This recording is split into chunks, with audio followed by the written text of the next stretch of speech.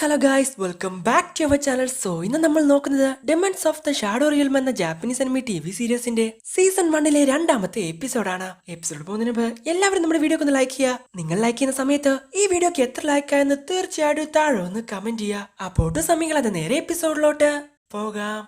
എപ്പിസോഡിൽ നമ്മൾ കാണുന്നത് കുട്ടിയായിരിക്കുന്ന യൂറോയെ അവന്റെ അച്ഛൻ ആ ഷോർട്ട് കട്ട് വഴി കൊണ്ടുപോകുന്നതാണ്. ഈ വില്ലേജ് ഒരു കാസ്റ്റലായിരുന്ന സമയത്ത് അന്നത്തെ ലോർഡാണ് ഈ വഴി ഉണ്ടാക്കിയത്. വളരെ കുറച്ചു പേർക്ക് മാത്രമേ ഈ വഴിയെ കുറിച്ച് അറിയൂ. അതുകൊണ്ട് നീ ഇത് ആരോടും പറയരുത്. ആവശ്യമുള്ളപ്പോൾ മാത്രം ഉപയോഗിക്കുക. റൈറ്റിന്റെയും ലെഫ്റ്റിന്റെയും അപ്പുറത്താണ് ഈ ഗ്രാമത്തിന്റെ എക്സിറ്റ്. ഞാൻ പറയുന്നത് ശ്രദ്ധിച്ച് കേൾക്ക് യൂറോ. ലെഫ്റ്റും റൈറ്റും എപ്പോഴും നിന്നെ നിരീക്ഷിച്ചു കൊണ്ടിരിക്കും എന്ന് അവന്റെ അച്ഛൻ അവനോട് പറയുന്നു. ഇത്രയും കാലം ഞങ്ങൾ നിന്നെ നിരീക്ഷിച്ചുകൊണ്ടിരിക്കുകയായിരുന്നു യൂറോ. ഇനി മുതൽ ഞങ്ങൾ നിന്റെ ഡെമൺസ് ആണ്. അങ്ങനെയെങ്കിൽ നിങ്ങളാണോ ലെഫ്റ്റ് ആൻഡ് ദ റൈറ്റ് എന്ന് യൂറോ ചോദിക്കുന്നു. Hello left and right, nice to meet you എന്ന് പറഞ്ഞു ഡാര അങ്ങോട്ട് വരുന്നു. ഹേയ്, നീ ഡാരയല്ലേ, ഡെമൺ റിട്ടൈനർ. നിന്നെയും ഞങ്ങൾ നിരീക്ഷിച്ചുകൊണ്ടിരിക്കുകയായിരുന്നു. ആ പക്ഷികൾ നിങ്ങളെ ഉപദ്രവിക്കുന്നതായിട്ട് തോന്നിയത് കൊണ്ടാണ് അതിനെ ഞങ്ങൾ താഴെ ഇട്ടത്. പക്ഷെ കണ്ടിട്ട് അതൊരു പക്ഷിയെ പോലെ തോന്നുന്നില്ല. എന്താ അത് എന്ന് റൈറ്റ് ചോദിക്കുന്നു. അത് മോഡേൺ വേൾഡിൽ ഉപയോഗിക്കുന്ന ഒരു തരം വാഹനമാണ്. അധിക നേരം സംസാരിക്കാൻ നമുക്കിപ്പോ സമയമില്ല. പെട്ടെന്ന് സേഫ് ആയിട്ട് ഈ മല ഇറങ്ങാൻ നിങ്ങൾ ഞങ്ങളെ സഹായിക്കുമോ? ഡാര, നീയല്ല ഞങ്ങളുടെ മാസ്റ്റർ, യൂറോയാണ്. അവൻ പറയട്ടെ. അതെനിക്കറിയാം, പക്ഷെ ഇതെല്ലാം ഇവന് പറഞ്ഞു കൊടുത്ത് എക്സ്പ്ലെയിൻ ചെയ്യാനുള്ള സമയം ഇപ്പോ ഇല്ല എന്ന് ഡാര പറയുന്ന സമയത്താണ് ഗാബി അങ്ങോട്ട് വരുന്നത്. ഹേയ്, എന്റെ ഗ്രനേഡിൽ ആ മോൺസ്റ്റർ തീർന്നില്ലേ? എന്റെ ഡെമൺസിനെ അത്ര കുറച്ചു കാണരുത്. പിന്നെ ഇവനെ മോൺസ്റ്റർ എന്ന് വിളിക്കുന്നത് എനിക്ക് ഒട്ടും ഇഷ്ടമല്ല. റോഡ്, ഹേയ്, നീയാണോ യൂറോ ആസയുടെ ബ്രദർ എന്ന് അവൾ അവരോട് ചോദിക്കുന്നു. ആസയുടെ പേര് കേട്ടപ്പോ തന്നെ നടന്ന കാര്യങ്ങളെല്ലാം ആലോചിച്ച് അവൻ ഒരുപാട് ദേഷ്യം വരുന്നു. ഈ വില്ലേജിലുള്ളവരെ നിങ്ങളാണോ കൊന്നേ? അതെ, അതിലെന്താ സംശയം? മാസ്റ്റർ യൂറോ, പറയൂ. നിങ്ങൾ പറയുന്നത് എന്തും ഞങ്ങൾ അനുസരിക്കും. ഈ വില്ലേജിന്റെ ഗാർഡിയൻസ് ആയിട്ടുള്ള നിങ്ങൾക്ക് ഓർഡർ തരാൻ എനിക്ക് ധൈര്യമില്ല. പക്ഷെ എനിക്ക് 2 റിക്വസ്റ്റ് ഉണ്ട്. ഈ വില്ലേജിൽ ആരെങ്കിലും ജീവനോട് ബാക്കിയുണ്ടോ എന്ന് അന്വേഷിച്ച് അവരെ സേഫ് ആയിട്ടൊരു സ്ഥലത്തോട്ട് കൊണ്ടുപോകണം. രണ്ടാമത്തേത്, അവളെ തുടരുത്. അവളെ ഞാൻ ഇല്ലാതാക്കും. ബാക്കി എന്തും നിങ്ങൾക്ക് ചെയ്യാം. നമ്മൾ വളരെ ലക്കിയാണ്. നമ്മുടെ മാസ്റ്റർ ഒരു തീരുമാനവും എടുക്കുന്നില്ല. അങ്ങനെ വർക്ക് ചെയ്യാൻ എന്നെ കൊണ്ട് സാധിക്കും എന്ന് പറയുവാണ് റൈറ്റ്. പിന്നീട് നമ്മൾ കാണുന്നത് ആ മുത്തശ്ശിയെ വലിച്ചെറിയുന്ന ആ ലേഡിയെയാണ്. ആ ഡീമൺ പെട്ടെന്ന് മുത്തശ്ശിയെ രക്ഷിക്കുന്നു. ഹേയ് ഓൾഡ് വിച്ച്, നീ ഇപ്പോ രക്ഷപ്പെട്ടെന്ന് വിചാരിക്കണ്ട. നീ ചെയ്തതിന് പലിശ സഹിതം ഞാൻ തിരിച്ചു തന്നിരിക്കും എന്ന് പറഞ്ഞ് അവൾ അവിടെ നിന്നും പോകുന്നു. ഇതേ സമയം വളരെ വേഗത്തിൽ ഗാബിയുടെ ഡീമന്റെ അടുത്തോട്ട് പോകുവാണ് റൈറ്റ്. അതിനെ ഒറ്റ ഇടി അങ്ങിടിച്ച് അവൻ അതിന്റെ മുകളിലൂടെ ആ വില്ലേജിലോട്ട് പോകുന്നു. വില്ലേജിലുള്ളവരെ ഞാൻ സേഫ് ആക്കും, നീ സൂക്ഷിച്ചോ. എന്റെ കൂടെയുള്ളവൾ വളരെ ഹോട്ടാണ് എന്ന് റൈറ്റ് പറയുന്ന സമയത്താണ് ലെഫ്റ്റ് അവളുടെ ഡീമണെ ഒറ്റ അടി അങ്ങ് അടിക്കുന്നത്. നീ എന്റെ മാസ്റ്ററെയാണ് വേദനിപ്പിച്ചത്, എനിക്ക് ഇഷ്ടമുള്ളത് പോലെ ചെയ്യാം എന്ന് ലെഫ്റ്റ് അവളോട് പറയുന്നു. ഇത് കേട്ട് ഗാബി അവളെ അറ്റാക്ക് ചെയ്യാൻ ശ്രമിക്കുന്ന സമയത്താണ് യൂറോ തന്റെ കയ്യിലെ അമ്പ് ഉപയോഗിച്ച് അവളെ അറ്റാക്ക് ചെയ്യുന്നത്. വീണ്ടും അവളെ അറ്റാക്ക് ചെയ്യാൻ ശ്രമിക്കുന്ന സമയത്ത് അവളുടെ ഡീമൺ അവളെ അവിടെ നിന്ന് കൊണ്ടുപോകുന്നു. പിന്നീട് നമ്മൾ കാണുന്നത് ആ വില്ലേജിൽ ആരെങ്കിലും ജീവനോടെ ഉണ്ടോ എന്ന് നോക്കിക്കൊണ്ടിരിക്കുന്ന റൈറ്റിനെയാണ്. അപ്പോഴാണ് നേരത്തെ ബോധം പോയ ആ പെൺകുട്ടിയെ അവൻ കാണുന്നത്. റൈറ്റ് ഒരു ഡീമൺ ആയതുകൊണ്ട് അവൾക്ക് അവനെ കാണാൻ സാധിക്കില്ല. പെട്ടെന്ന് എഴുന്നേറ്റ് ആ പെൺകുട്ടിയുടെ മുൻപിൽ റൈറ്റ് പ്രത്യക്ഷപ്പെടുന്നു. ഹേയ്, പേടിക്കണ്ട, ഞാനൊരു മോൺസ്റ്റർ ഒന്നുമല്ല, ഇവിടെ ഉള്ളവരെ രക്ഷിക്കാൻ വേണ്ടി വന്നതാ എന്നവൻ പറഞ്ഞതും അവളുടെ ബോധം വീണ്ടും പോകുന്നു.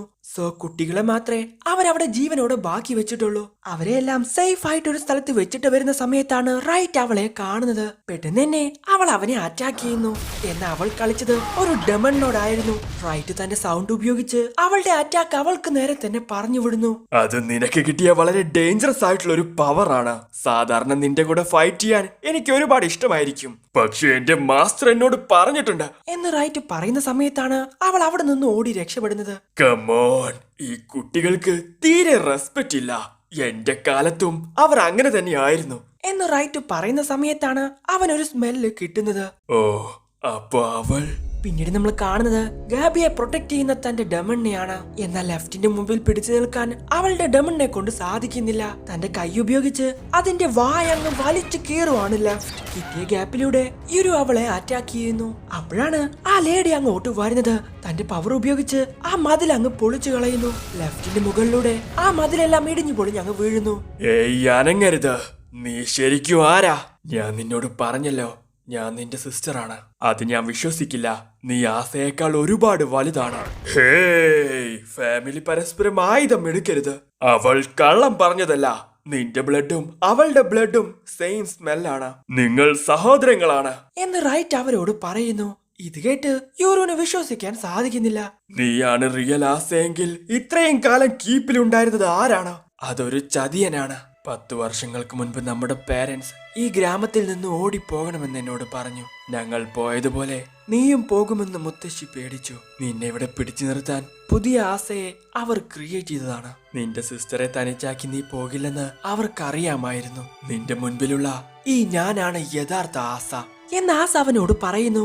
ഇത് കേട്ട് അവന് വിശ്വസിക്കാൻ സാധിക്കുന്നില്ല. ശരി, നിങ്ങൾ ഇവനെ കാണാൻ വേണ്ടിട്ടല്ലേ വന്നത്? ഇപ്പൊ ഇവനെ കണ്ടില്ലേ? ഇനി ഇത് ഇവിടെ നിർത്താം. ഹേയ് ഡേര, നിങ്ങൾ എന്തൊക്കെയായി പറയുന്നേ? ഞാൻ പറയുന്നത് കേൾക്കുകയോരോ. ആസ സ്ട്രോങ് ആണെന്ന് നമുക്കറിയാം, എന്നാൽ എത്രത്തോളം സ്ട്രോങ് ആണെന്ന് നമുക്കറിയില്ല. ഈ ഗ്രാമത്തിൽ ജീവനോടെ ബാക്കിയുള്ളവരെ കുറിച്ച് നമ്മൾ ചിന്തിച്ചേ പറ്റൂ എന്ന് ഡേര അവരോട് പറയുന്നു. സോ ഗാബിയെ വെറുതെ വിടണമെങ്കിൽ ഈ ഗ്രാമത്തിൽ നിന്നും നിങ്ങൾ പോകണമെന്ന് യൂറോ അവളോട് പറയുന്നു. ആസയും അതിന് സമ്മതിക്കുന്നു. ഇത് കേട്ട് അവരവിടെ നിന്നും പോകുന്നു. ഹേയ്, നീ എന്തിനാ അവരെ വെറുതെ വിട്ടെ? നിനക്ക് നല്ല രീതിയിൽ പരിക്ക് പറ്റിയിട്ടുണ്ട്. അത് പെട്ടെന്ന് എന്നെ ശരിയാക്കിയേ പറ്റൂ. പിന്നെ എന്റെ ബ്രദർ സേഫ് ആണോ എന്ന് നോക്കുന്നതായിരുന്നു ഈ മിഷൻ. അവൻ സേഫ് ആണ്. സോ നമ്മൾ ഇത് കംപ്ലീറ്റ് ചെയ്തിരിക്കുന്നു. പറയാണ്ടിരിക്കാൻ വയ്യ, അവന്റെ ഷോട്ട് അത് വേറെ ലെവലാണ്. നിന്നെ പോലെ തന്നെ അവനൊരു കരുണയില്ലാത്തവനാണ്. അവൻ ഇപ്പോഴും ജീവനോടെ തന്നെ ഉണ്ട്. ശരിയാ, അവൻ ജീവനോടെ ഉണ്ട്. എന്റെ ചേട്ടൻ ജീവനോടെയുണ്ട് എന്ന് പറഞ്ഞ് കരഞ്ഞുകൊണ്ടിരിക്കുകയാണ് ആസ. ഇതേ സമയം ആ തള്ള ആ ബാരിയർ പഴയതുപോലെ ആക്കുന്നു. ബാരിയർ തിരിച്ചു വന്നു. നമുക്കിവിടെ നിന്നും പോയേ പറ്റൂ എന്ന് ഗാബിയും പറയുന്നു. പിന്നീട് നമ്മൾ കാണുന്നത് ആ മല കയറാൻ ശ്രമിക്കുന്ന 2 ഹൈക്കേഴ്സിനെയാണ്. ഹേയ്, ആ ഹെലികോപ്റ്റേഴ്സ് ഇത് എങ്ങോട്ട് പോയി? ഇത്രയും നേരം ഇവിടെ ഉണ്ടായിരുന്നല്ലോ. ചിലപ്പോൾ ആരെങ്കിലും അവിടെ അപകടത്തിൽ പെട്ടു കാണും. ഈ മലയിൽ ഒരുപാട് പേരെ കാണാതാകുന്നുണ്ടെന്ന് ഞാൻ കേട്ടിട്ടുണ്ട്. അങ്ങനെ കാണാതായവരെ കുറിച്ച് പിന്നെ യാതൊരു വിവരവും കിട്ടിയിട്ടില്ല. ഞാൻ ഉദ്ദേശിച്ചത് ആ കാണാതായ വില്ലേജിനെ കുറിച്ചാണ്. ഹൈക്കേഴ്സ് അവര് പോലും അറിയാതെ വ്യത്യസ്തമായ ഒരു ലോകത്തെത്തുന്നു. അങ്ങനെ ഒരു വില്ലേജ് ഉള്ള കാര്യം മാപ്പിൽ പോലുമില്ല. പക്ഷെ അവിടെ പോയവർ തിരിച്ചു വരുമ്പോൾ ആ വില്ലേജ് അപ്രത്യക്ഷമാകുന്നു എന്നവർ പറയുന്നു. അപ്പോഴാണ് ഡേറയും യൂറോയും അത് വഴി വരുന്നത്. അവരുടെ കൂടെ ആ ഡെമൺസും ഉണ്ടായിരുന്നു. യെസ്, ആ ബാരിയർ തിരിച്ചു വന്നിരിക്കുന്നു. ഇനി ആ വില്ലേജ് കാണാൻ സാധിക്കില്ല. അങ്ങനെയെങ്കിൽ നമുക്കിനി തിരിച്ചു പോകാൻ സാധിക്കില്ലേ? അങ്ങനെയല്ല, ഇപ്പോ ആ വില്ലേജ് എവിടെയാണെന്നും അതിനകത്തോട്ട് എങ്ങനെ പോകാമെന്നും അറിയാവുന്ന ഒരുപാട് പേരുണ്ട്. അവർക്ക് വേണ്ടത് നിന്നെയാണ്. അങ്ങനെയുള്ള ഒരു സ്ഥലത്ത് നിനക്കൊരിക്കലും ഒളിച്ചിരിക്കാൻ സാധിക്കില്ല. അതിനുള്ള ഒരേ ഒരു മാർഗം ഗ്രാമത്തിൽ നിന്നും വിട്ടുനിന്ന് പുറത്തുള്ള ലോകത്ത് താമസിക്കുക എന്നതാണ് എന്ന് പറഞ്ഞ് ഡേര ഒരു വഴിയിലോട്ട് അവനെ കൊണ്ടുപോകുന്നു. സോ അവരെയും കാത്ത് അവിടെ ഒരു വണ്ടി ഉണ്ടായിരുന്നു. ഹേയ്, ഞങ്ങൾക്ക് വേണ്ടി വെയിറ്റ് ചെയ്തതിന് താങ്ക് യു ഹാന. ഹേയ് ഡേര, നീ പറഞ്ഞത് ഒരു മനുഷ്യനാ നിന്റെ കൂടെ വരുന്നതെന്നല്ലേ? ഇതിപ്പോ കൂടെ 2 ഡെമൺസും ഉണ്ടല്ലോ. ഓ, അവൾക്ക് നമ്മളെ കാണാമല്ലേ എന്ന് പറഞ്ഞ ഡെമൺസ് അവളുടെ മുമ്പിൽ പ്രത്യക്ഷപ്പെടുന്നു. നമുക്ക് സേഫ് ആയ ഒരു സ്ഥലത്തോട്ട് പോയേ പറ്റൂ. യൂറോയുടെ ജീവൻ ഇവിടെ അപകടത്തിലാണ്. ഓ, അപ്പൊ ഇവനാണല്ലേ ആ ട്വിങ്സിലെ ഒരാൾ? അതെ, ഇവർ 2 പേരുമാണ് നമ്മുടെ പുതിയ friends, left and right. Hey, ഇതെന്ത് ഉപകരണമാണ്? ഒരു വലിയ മെറ്റൽ ബീസ്റ്റ് ആണെന്ന് തോന്നുന്നു എന്നാ കാർ കണ്ട് അവർ പരസ്പരം പറഞ്ഞുകൊണ്ടിരിക്കുന്നു. Hey, nice to meet you യൂറോ. എന്റെ പേര് ഹാന. ഞാൻ ഡേറയുടെ ജൂനിയർ ആണ്. ഞങ്ങൾ 2 പേരും ഡെമൺ റിട്ടേണേഴ്സ് ആയിട്ടാണ് വർക്ക് ചെയ്യുന്നത്. ശരി, നമുക്ക് പോകാം. വാ യൂറോ എന്ന് ഡേറ അവനെ വിളിക്കുന്നു. എന്നാ ആ കാറിൽ കയറാൻ യൂറോ തയ്യാറാകുന്നില്ല. ഹേയ്, ഇതെന്താന്നോ ഇതെങ്ങനെ പ്രവർത്തിക്കുന്നു എന്നോ എനിക്കറിയില്ല. പിന്നെ ഞാൻ എന്ത് വിശ്വസിച്ച് ഇതിനകത്ത് കയറും? ഓ, ഈ സാധനത്തിനെ വിളിക്കുന്ന പേരാണ് ഓട്ടോമൊബൈൽ. ഇത് യാത്ര ചെയ്യാനാണ് സാധാരണ ഉപയോഗിക്കുന്നത്. മെറ്റലും ജങ്കും ഉപയോഗിച്ചാണ് ഇത് ഉണ്ടാക്കുന്നത്. പിന്നെ ഈ സുന്ദരിയായിട്ടുള്ള ലേഡിയാണ് ഇതിന്റെ ഡ്രൈവർ എന്ന് ഡാര പറയുന്നു. ഹേയ്, ഇതിനകത്തും കുതിരകളുണ്ട്. അത് വളരെ വേഗത്തിൽ പോകും എന്ന് ഹാനയും പറയുന്നു. യൂറോക്ക് അതിനെക്കുറിച്ച് വലിയ ഐഡിയ ഇല്ലാത്തത് കൊണ്ട് അവൻ അത് വിശ്വസിക്കുന്നു. പിന്നീട് നമ്മൾ കാണുന്നത് ആ മലമുകളിൽ നിന്നും താഴോട്ട് വന്ന ആസയെയും ഗാബിയെയുമാണ്. ഹേയ്, ഇത്രയും ദൂരം നടന്നു വന്ന കഷ്ടപ്പാട് എനിക്കറിയാം. നമ്മൾ ഇപ്പോഴും ആ ബാരിയറിനകത്തല്ലെന്ന് നിനക്ക് ഉറപ്പാണോ? ശരിക്കും അവർ നമ്മളെ അന്വേഷിച്ചുകൊണ്ടിരിക്കുകയാണോ എന്ന് ഗാബി ചോദിക്കുന്ന സമയത്താണ് അവരെ അന്വേഷിച്ച് കുറച്ചുപേർ അങ്ങോട്ട് വരുന്നത്. ഹേയ്, ഞങ്ങൾക്ക് വേണ്ടി കാത്തിരുന്നതിന് താങ്ക്സ്. ഹേയ് ജിനി, നിങ്ങൾ വന്നോ? കുറച്ചേരമായി ഞങ്ങൾ ഇവിടെ വെയിറ്റ് ചെയ്യാൻ തുടങ്ങിയിട്ട്. നിങ്ങളുടെ പാർട്ടി കുറച്ച് ഡെമൺസ് വന്ന് നശിപ്പിച്ചെന്ന് ഞാൻ കേട്ടു. ഞാൻ അവിടെ ഉണ്ടായിരുന്നെങ്കിൽ ആ സിറ്റുവേഷൻ സോൾവ് ചെയ്യാൻ പറ്റിയിരുന്നോ എന്ന് എനിക്ക് അറിയില്ല. അത് വിട്, അവിടെ ഉണ്ടായിരുന്നത് നിന്റെ ബ്രദർ തന്നെ ആയിരുന്നോ? അതെ, അവൻ പൂർണ്ണ ആരോഗ്യവാനാണ്. പക്ഷെ അവൻ രക്ഷപ്പെട്ടു. നിങ്ങൾ വരുന്ന സമയത്ത് അവനെ കണ്ടിരുന്നോ? ഇല്ല, ഒരുപക്ഷെ അവർക്കറിയാവുന്ന വേറെ ഏതെങ്കിലും വഴി ഉണ്ടായിരിക്കണം. ഇനി അവർ മലമുകളിൽ ഉണ്ടെങ്കിൽ തന്നെ അവരെ കണ്ടുപിടിക്കുന്നത് കുറച്ച് ബുദ്ധിമുട്ടായിരിക്കും. നമ്മുടെ കയ്യിൽ ഹെലികോപ്റ്റർ ഉണ്ടായിരുന്നെങ്കിൽ. ഓ ശരിയാ, നമുക്ക് 2 ഹെലികോപ്റ്ററും എല്ലാ സോൾജേഴ്സിനെയും നഷ്ടപ്പെട്ടു. മിക്കവാറും ആ കിളവൻ എന്റെ തലയെടുക്കും. അത് കുഴപ്പമില്ല ജീനി, ആസയുടെ ബ്രദർ ഡേറ എന്ന ഒരുത്തന്റെ കൂടെ രക്ഷപ്പെട്ടു എന്ന് പറയാം. ഡേറ? അതെ, നമ്മുടെ സോൾജേഴ്സിലെ ഒട്ടുമിക്ക പേരെയും ഇല്ലാതാക്കിയതും അവർ തന്നെയാണ്. ഇത് കേട്ട് ജീനിക്ക് ആ പേര് എവിടെയോ കേട്ടതുപോലെ തോന്നുന്നു. അത് ടഡറയാണ്. ഒരു ടഡറ റിട്ടൈനർ ഉണ്ടായിരുന്ന ദിവസം തന്നെ എങ്ങനെയാ നമ്മളിത് തെരഞ്ഞെടുത്ത്? അതിനർത്ഥം എന്റെ പേരിനെ കൂടെ ഞാൻ കൊണ്ടുപോകേണ്ടിയിരുന്നു എന്നാണ് എന്ന് ജീനി പറയുന്നു. പിന്നീട് നമ്മൾ കാണുന്നത് മലമുകളിൽ നടന്ന കാര്യങ്ങളെല്ലാം ഹാനയോട് പറയുന്ന ഡേറയാണ്.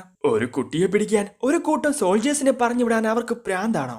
അത് കാഗമോരിയാണ്. അവർക്കിപ്പോ എന്റെ പേരും മുഖവും മനസ്സിലായി കാണും. ഇത് കേട്ട് ഹാന ഞെട്ടുന്നു. എന്ത്, കാഗമോരിയോ? സോ അവന്റെ ഫുൾ നെയിം ആണ് കാഗമോരി ജീനി. ഒരു സമാധാനപരമായിട്ടുള്ള ജീവിതമായിരുന്നു എനിക്കിഷ്ടം എന്ന് ഹാന പറയുന്നു. അപ്പോഴാണ് ലെഫ്റ്റ് അവർക്ക് നേരെ ഡെമണുകൾ വരുന്നുണ്ടെന്ന് അവരെ അറിയിക്കുന്നത്. ഓ നോ, അവർ നമ്മളെ ഫോളോ ചെയ്യാണോ?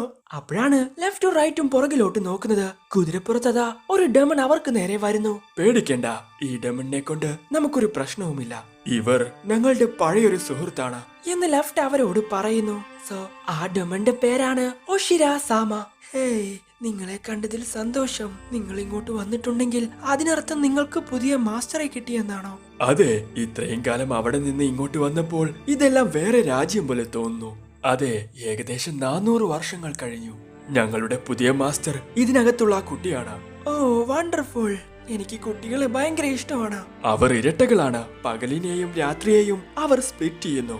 ഓ, അത് ശരിക്കും വലിയൊരു ചലഞ്ചാണ്. ഇനി എന്താണ് നിങ്ങളുടെ അടുത്ത പ്ലാൻ? അറിയില്ല. മനുഷ്യർ താമസിക്കുന്ന സിറ്റിക്കകത്ത് ഒളിച്ചിരിക്കാമെന്നാണ് ഇവർ പറയുന്നത്. ഓക്കെ, തിരിച്ചു വരുമ്പോ എല്ലാം നിങ്ങൾ എന്നോട് പറയണം. എല്ലാവരും സൂക്ഷിച്ചു പോയിട്ട് വാ എന്ന് പറഞ്ഞ അവൾ അപ്രത്യക്ഷമാകുന്നു.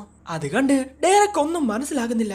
ഹേയ്, അത് അവരാണോ? കുതിരപ്പുറത്ത് വന്ന ഒരു പെണ്ണ്. അതിനിപ്പോ എന്താ? ഡേയ്, കുറച്ചെങ്കിലും റെസ്പെക്ട് ചെയ്യടാ. അതാരാണെന്ന് അറിയോ നിനക്ക്? അതാണ് ഓഷിര സാമ. അവരൊരു യഥാർത്ഥ ദൈവമാണ്. നിങ്ങളുടെ ആവറേജ് ഡെമണിനെ പോലെയല്ല അത്. അവരെ കാണാൻ പറ്റുമെന്ന് ഞാൻ ഒരിക്കലും വിചാരിച്ചിട്ടില്ല എന്ന് വളരെ എക്സൈറ്റ്മെന്റിൽ അവർ പറയുന്നു. അവർ വന്ന ആ വില്ലേജിലെ ഗോഡ് നമ്മളാണെന്ന് ഇവർക്ക് മനസ്സിലാകുന്നില്ലേ എന്ന് ചിന്തിക്കുവാണ് റൈറ്റ്. അപ്പോഴാണ് യുരു ആ കാര്യം ചോദിക്കുന്നത്. അങ്ങനെയെങ്കിൽ ഒരുപാട് തരം ഡെമൺസ് ഉണ്ടോ? അതെ, എല്ലാ ദൈവങ്ങളെയും വ്യത്യസ്ത വിഭാഗങ്ങളായി തരംതിരിക്കാൻ നമ്മൾ മനുഷ്യർക്ക് ഒരു ടെൻഡൻസി ഉണ്ട്. നമ്മൾ അവരിൽ ചിലരെ ഗോഡ്സ് അല്ലെങ്കിൽ സ്പിരിറ്റ്സ് എന്ന് വിളിക്കുന്നു. അതിൽ ചിലർ ഓസിര സമയെ പോലെയാണ്. അവർ മനുഷ്യരുടെ കൂടെ സമയം ചിലവഴിക്കുന്നു. മറ്റുള്ളവർ ഭാഗ്യം കൊണ്ടുവരുന്നു. എന്നാൽ മറ്റു ചിലർ കുറച്ച് വികൃതിയാണ്. മനുഷ്യരെ ക്രിമിനൽ ആക്ടിവിറ്റി ചെയ്യാൻ അവർ പ്രേരിപ്പിക്കുന്നു.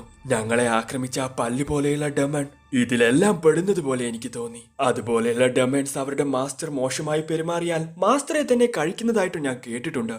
പിന്നീട് നമ്മൾ കാണുന്നത് അവിടെ നിന്ന് പോകുന്ന ഗാബിയെയും മറ്റുള്ളവരെയുമാണ്. ഇതെല്ലാം എന്റെ തെറ്റാണ്. അവനെ അവിടെ നിന്നും പോകാൻ അനുവദിച്ചത് ഞാനാണ്. എന്തെങ്കിലും പ്രശ്നമുണ്ടായാൽ അത് ഞാൻ കാരണമാണെന്ന് പറഞ്ഞാൽ മതി എന്ന് ആസ് അവരോട് പറയുന്നു. ഇല്ല, അങ്ങനെ എല്ലാ തെറ്റും നീ ഏറ്റെടുക്കാൻ പറ്റില്ല. എന്നെ പ്രൊട്ടക്ട് ചെയ്യാൻ വേണ്ടിട്ടാ നീ അങ്ങനെ ചെയ്തത്. നിങ്ങൾ രണ്ടുപേരും ടെൻഷൻ ആകേണ്ട ആവശ്യമില്ല. അവൻ ജീവനോടെയുണ്ടെന്നും പുറം ലോകത്തുണ്ടെന്നും അവർ അറിഞ്ഞു കഴിഞ്ഞാൽ തീർച്ചയായിട്ടും സന്തോഷിക്കും. അങ്ങനെ നോക്കുമ്പോൾ ഈ മിഷൻ സക്സസ് ആണ്. എന്നെ രക്ഷിക്കാൻ ആസ അങ്ങോട്ട് വന്നില്ലായിരുന്നെങ്കിൽ എന്റെ കാര്യം എന്താകുമെന്ന് എനിക്ക് അറിയില്ലായിരുന്നു. ഓ, അവന്റെ ആ ഡെമൺസ് അത്രയും പവർഫുൾ ആണെന്നാണോ നീ പറയുന്നത്? അതെനിക്കറിയില്ല. പക്ഷെ എന്തായാലും മോശമല്ല. പക്ഷെ ആ കുട്ടിയാണ് എന്നെ അമ്പ് കൊണ്ട് വെടിവെച്ചത് എന്നൊക്കെ പറഞ്ഞ് അവർ അവിടെ നിന്നും പോകുന്നു. പിന്നീട് നമ്മൾ കാണുന്നത് ആ മലമുകളിൽ നിന്നും ജീവനോടെ രക്ഷപ്പെട്ട സോൾജേഴ്സ് ഇറങ്ങി വരുന്നതാണ്. അവരെ വെയിറ്റ് ചെയ്ത് ജീനി അവിടെ ഉണ്ടാകുമെന്ന് അവർ വിചാരിച്ചെങ്കിലും അവിടെ ആരും ഉണ്ടായിരുന്നില്ല. പിന്നീട് നമ്മൾ കാണുന്നത് പ്രകാശം കൊണ്ട് നിറഞ്ഞ ആ ടൗണിലൂടെ പോകുന്ന യൂറോയാണ്. ആ മനോഹരമായ കാഴ്ച അവന് വിശ്വസിക്കാൻ സാധിക്കുന്നില്ല. സോ അവിടെ വെച്ച് ഈ എപ്പിസോഡ് അവസാനിക്കുന്നു. എന്തായാലും നിങ്ങൾക്ക് വീഡിയോ ഇഷ്ടപ്പെടുന്നു. ലൈക്ക് ചെയ്യുക, ഷെയർ ചെയ്യുക, സബ്സ്ക്രൈബ് ചെയ്യാത്തവർക്കുള്ള ബെൽ ഐക്കൺ എനേബിൾ ചെയ്യുക. അടുത്ത എപ്പിസോഡ് അടുത്ത ദിവസം വരാതിരിക്കും. Bye-bye.